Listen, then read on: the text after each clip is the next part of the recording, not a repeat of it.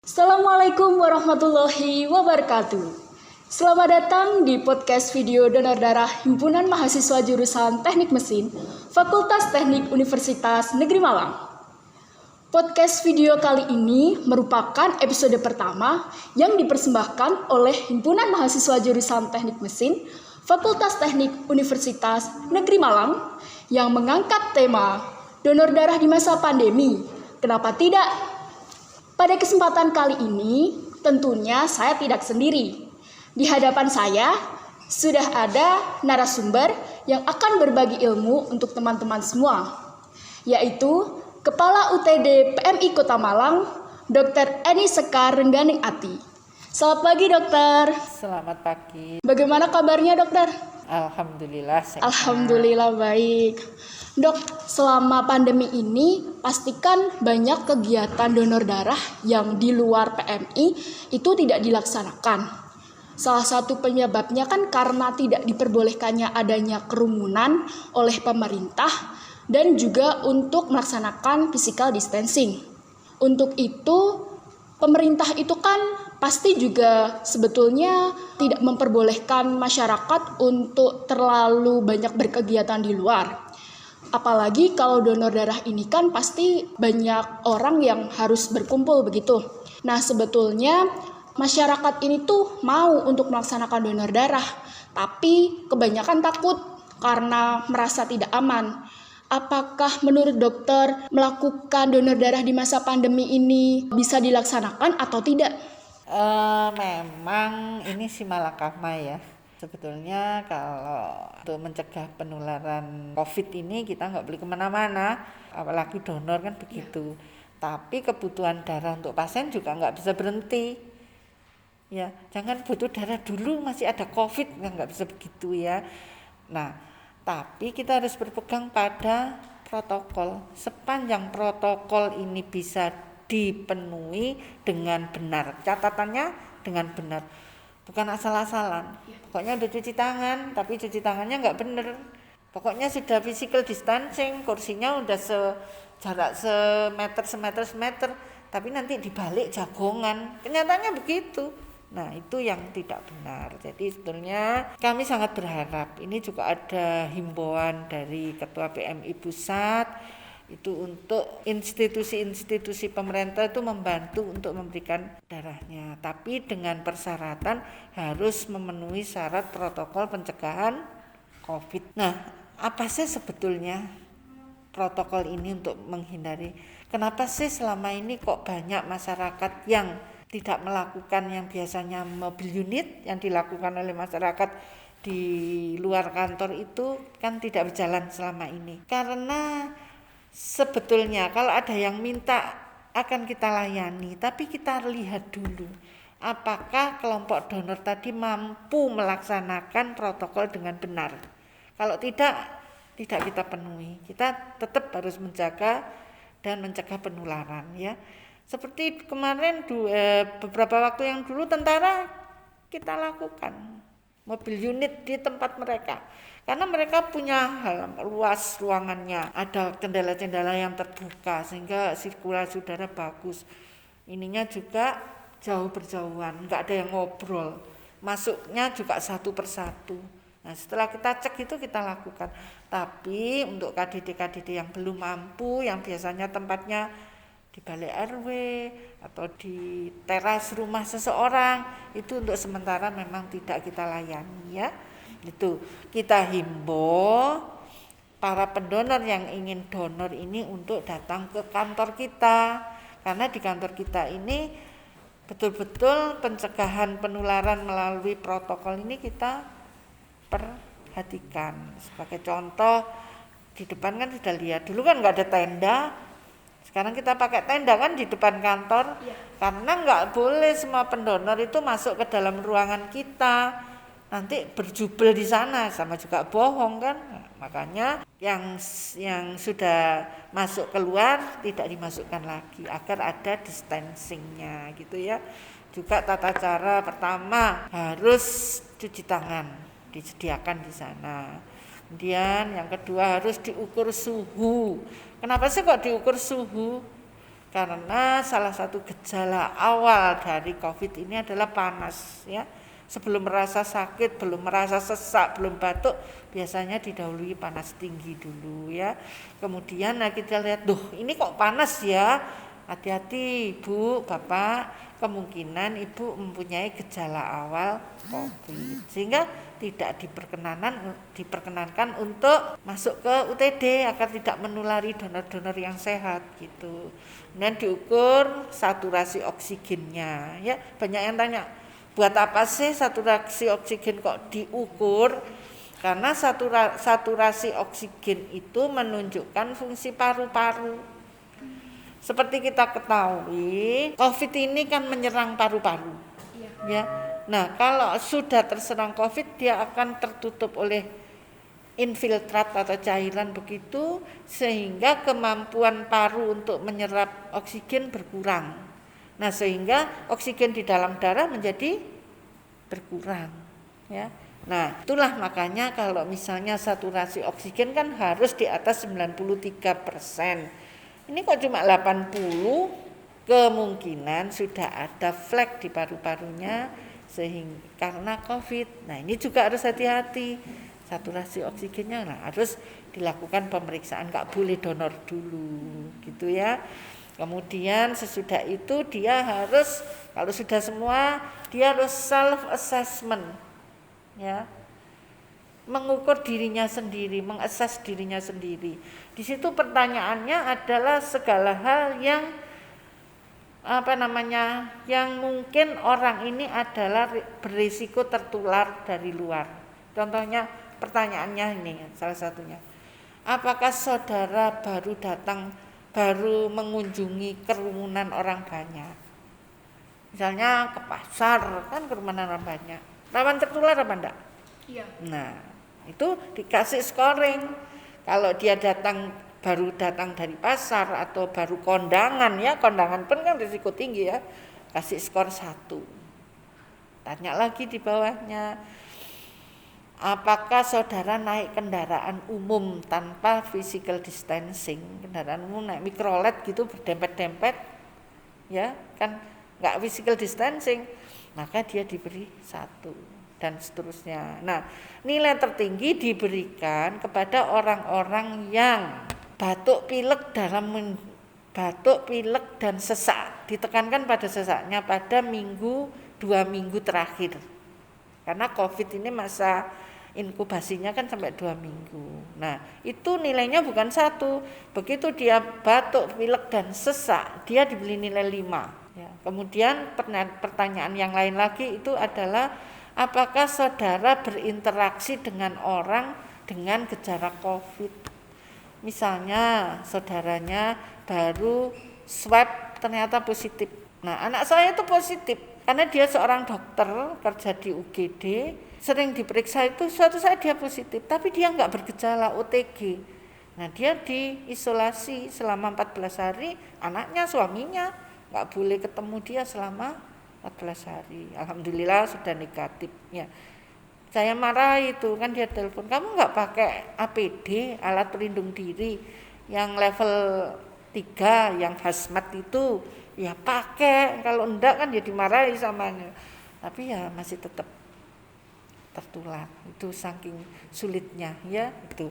Nah, itu self assessment. Nah, kalau dia nilainya pada batas tertentu, maka dia dinyatakan kemungkinan orang ini membawa virus, sehingga maaf Bu, maaf Pak, untuk kegiatan Bapak tidak bisa dilanjutkan.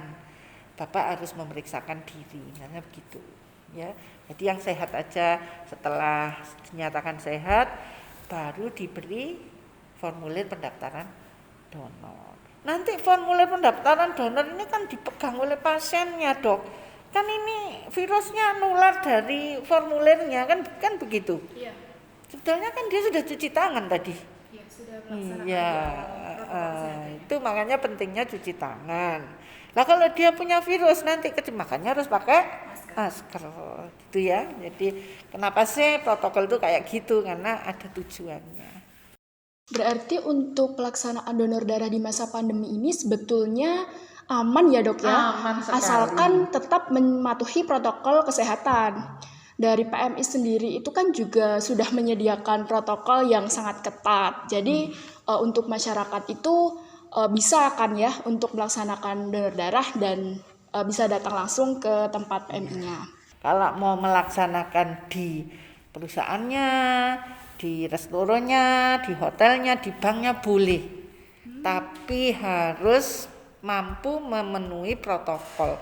Itu kan tidak mudah, harus menyediakan cuci tangan, harus meriksa suhu, ya kan? Harus meriksa saturasi oksigen, harus ada self assessment. Jadi kan rumit, ya kalau enggak memang niat ya. Lalu ada nggak sih dok perbedaan stok darah sebelum pandemi ini terjadi dan setelah pandemi ini terjadi begitu? Ada. Awal-awal dulu sangat jauh. Jadi awal-awal pandemi orang ada PSBB kan? Nah, kan keterbatasan sangat ketat waktu itu. Nggak ada orang yang berani pergi ke sini karena belum mengerti juga ya.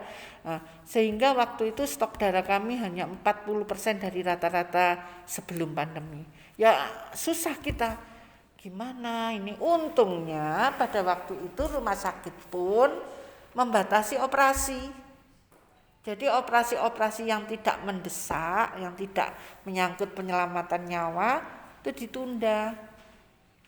Jadi ya tetap tidak bisa mencukupi kita, tapi tidak terlalu berat gitu ya. Terus kita cari cara, segala macam cara agar stok darah kita bisa mencukupi kebutuhan rumah sakit. Ya itu ada hikmahnya juga bahwa rumah sakit juga mengurangi kegiatan operasi yang membutuhkan darah. Ya tinggal orang-orang yang tidak bisa ditunda kebutuhan darahnya, orang kanker, orang cuci darah itu kan butuh darah, tinggal mencarikan yang begitu-begitu. Berarti yang diutamakan untuk mendapatkan darah ini adalah orang-orang yang memiliki penyakit yang sangat urgent begitu ya dok ya? Ya pada awal-awal kita belum new normal dulu itu ya. Rumah sakit sendiri membatasi pasien-pasien yang tidak darurat untuk pergi ke rumah sakit. Ya karena di rumah sakit kan banyak orang COVID yang datang ke sana, sangat menular. Lalu untuk menerapkan protokol pada saat ada permintaan darah itu seperti apa dok? Permintaan darah? Iya. Kalau permintaan darah kan mereka harus membawa sampel ya dan formulir permintaan darah untuk dibawa ke sini untuk dicocokkan dengan darah yang ada di sini ya. Itu untuk pembawa sampelnya, orangnya sama perlakuannya. Harus cuci tangan, harus pakai masker sampai dia lulus self assessment tadi. Ya, setelah lulus di sana baru boleh masuk ke ruang permintaan darah. Di sana ya, juga harus cuci tangan. Nah, yang bahaya adalah formulir yang dari rumah sakit. Ini kan kepegang orang. Kalau formulir dari sini kan sudah cuci tangan dulu. Ya kalau di sana ya mudah-mudahan sana cuci tangan sehingga formulir itu tidak terkontaminasi kan begitu. Nah itu. Terus kalau sampelnya darah kan ditaruh di tabung tertutup itu kita semprot dengan desinfeksi. Ya, dengan cara yang hati-hati agar labelnya tidak hilang. Kalau labelnya hilang ya ini darahnya siapa ini kan begitu. Terus untuk PMI Kota Malang sendiri setiap harinya menerima berapa banyak pendonor dok di masa pandemi ini? Setelah masa kekhawatiran berlalu ya, sekarang ini antara 125 sampai 150 lumayan. Ya cukup banyak.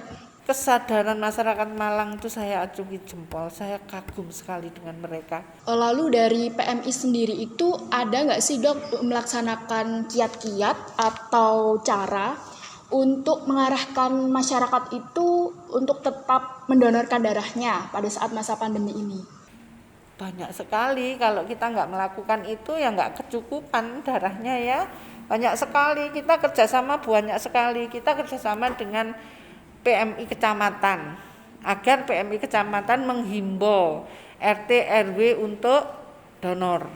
Nah itu sampai kita jemput, jadi mereka kita minta berkumpul di suatu tempat tidak banyak dengan protokol juga, pakai masker dan seterusnya, nanti kita jemput. Itu kita sampai jemput bola waktu itu. Waktu awal-awal pandemi itu. Kita kerja sama juga dengan teman-teman mahasiswa. Karena waktu itu kampus tertutup, sudah nggak boleh masuk, kan kita nggak bisa mengadakan MU di sana. Padahal tulang punggung kita kan teman-teman mahasiswa ini. Akhirnya kita minta mereka mengumpulkan teman-temannya dalam jumlah yang nggak banyak untuk datang ke sini. Yang punya kendaraan silahkan datang ke sini sendiri. Tapi kalau yang nggak ada kendaraan kita jemput sampai jemput itu. Jadi pernah kerjasama dengan ini rekan-rekan mahasiswa melalui PMR-nya, KSR-nya gitu. Jadi melalui itu. Kemudian pernah juga kita kerjasama dengan ojek online. Jadi para ojol yang ada di Kota Malang ini, pengurusnya kita hubungi, kita sampaikan bahwa kita butuh darah, mohon bantuannya untuk berkenan untuk donor. Banyak yang datang ojol juga. Pernah juga banyak perhimpunan mahasiswa kedaerahan. Ada yang perhimpunan ini mahasiswa Balikpapan itu pernah. Ada juga yang ini alumni Menwa. Jadi mahasiswa yang dulu Menwa yang sudah bekerja kemana itu saat tidak tahu saya reuni atau apa begitu, atau memang khusus mengadakan program donor, mereka pada datang ke sini untuk mendonorkan darahnya. Jadi banyak kiat yang sudah kita lakukan. Alhamdulillah kita bisa memenuhi rumah sakit, hanya kadang-kadang ada ketidaksesuaian golongan darah itu yang menjadi tidak bisa 100%. Karena 96, 80 tapi jarang sekali. Berarti di masa pandemi ini PMI lebih sering untuk menjemput bola ya dok ya? Karena kalau misalkan tidak seperti itu, tidak terlalu banyak untuk masyarakat yang datang secara sukarela begitu. Lalu ada nggak sih dok dari PMI itu yang merasa banget masa pandemi ini tuh merugikan untuk PMI sendiri begitu? PMI ini kan sudah terbiasa kerja sosial ya. Jadi perasaan itu sepertinya sepengetahuan saya dari teman-teman karyawan kok nggak ada ya. Kita kerjakan dengan ikhlas karena sudah terbiasa. Darah itu sifatnya itu kan tidak bisa diprediksi. Kadang landai-landai tenang-tenang tercukupi, tiba-tiba kebutuhan tinggi di masa misalnya di masa-masa demam berdarah, butuh TC banyak ya kita terus berusaha. Jadi enggak ada yang terbebani. Lembur-lembur ya enggak apa-apa, sering lembur kalau sudah begini kan. Sudah terbiasa kalau untuk kita. Karena misalnya di bulan puasa kita juga harus cari darah lebih dari biasanya karena banyak yang tidak donor saat bulan puasa juga. Kalau untuk masyarakat yang mau mendonorkan darahnya itu bagaimana caranya dok? Apakah langsung datang ke PMI saja ataukah ada pendaftaran melalui online untuk mengurangi kerumunan yang terjadi di PMI sendiri atau bagaimana? Kita tidak melayani pendaftaran online karena kami evaluasi donor itu jarang yang datang berbondong-bondong ya. Jadi orang Jawa bilang lumintu, datang nanti selesai datang lagi. Kalau ada penyumbangan juga walaupun mereka datang bersama-sama kan tidak berak banyak gitu ya.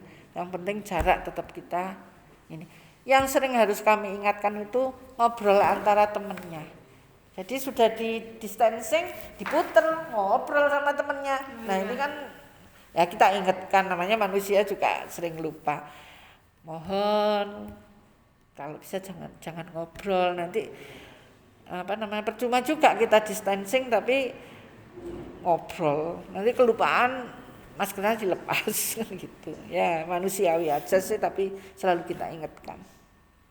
Kalau dari PMI sendiri pernah nggak sih dok benar-benar kehabisan stok darah padahal permintaan di luar itu banyak gitu? Alhamdulillahnya nggak pernah ya. Alhamdulillahnya begini, karena tiap hari kita nyari. Ya jadi memang sering kritis, kalau kritis saya akui sering. Jadi persediaan stok darah tinggal 2 hari gitu. Misalnya setiap jam 6 pagi itu kita evaluasi. Stok darah hari ini berapa? Misalnya stok darah kita tinggal 300 sekian gitu. Kita lihat rata-rata permintaan rumah sakit berapa? Oh rata-rata 150, kan berubah-ubah itu. Oh berarti darahku hanya cukup untuk 2 hari. Nah ini Pak Agus harus sudah mulai nyari ini broadcast, jadi diingatkan bagi pendonor yang sudah waktunya mohon untuk datang karena kebutuhan darah menipis, persediaan darah menipis begitu. Kadang-kadang tinggal sehari gitu juga pernah. Ya ini saya yang deg-degan sama Pak Agus, harus nyari ini kemana gitu. Tapi sebelum sampai habis biasanya kita sudah punya jadwal. Nanti tanggal sekian mana gitu. Sudah direncanakan. Selain dari donor darah ini, apakah ada himbauan atau saran dari dokter untuk masyarakat tetap menjaga protokol kesehatan dan pola hidup sehat di masa pandemi ini? Ya kalau berkaitan dengan pandemi sendiri tetap harus taat pada protokol, itu yang pertama ya. Yang kedua jaga kondisi tubuh ya, tahu kan caranya. Gizi yang baik bukan berarti yang mahal ya. Kemudian olahraga dan istirahat yang cukup ya. Jadi kongko-kongkonya diundur ya, karena saya lihat kayaknya sekarang musimnya mahasiswa itu kok jagongan gitu kayaknya ya, kalau sore di Suhat itu. Enggak tahu sekarang. Saya selama pandemi enggak kemana-mana, jadi enggak tahu apakah masih ramai seperti dulu apa enggak. Jadi itu. Dan untuk donor saya sangat berharap masyarakat tetap donor. Kalau tidak bisa mengadakan di tempat karena syaratnya memang cukup pelik, datanglah ke UTD. Kita jaga, jangan khawatir. Jadi mebel kita aja tiap 3 jam itu selalu dibersihkan. Jadi 3 jam dibersihkan. Untuk datang ke PMI melaksanakan donor darah itu, apakah ada ketentuan pemakaian pakaian atau alat yang harus dibawa oleh masing-masing orang yang mau berdonor, Dok? Tidak ada, hanya masker yang wajib. Hanya masker saja ya. Baik. Untuk podcast video kali ini saya cukupi sampai di sini. Untuk masyarakat dan teman-teman di luar sana, jangan takut untuk melaksanakan donor darah di PMI karena PMI sudah menerapkan protokol kesehatan yang sesuai dengan anjuran dari pemerintah. Begitu ya, Dok ya. Baik, cukup dari saya. Semoga podcast video kali ini bermanfaat untuk teman-teman semuanya. Jangan lupa untuk datang ke PMI mendonorkan darah kalian, karena 1 tetes darah kalian adalah nyawa untuk orang lain. Terima kasih dokter. Sama-sama. Wassalamualaikum warahmatullahi wabarakatuh.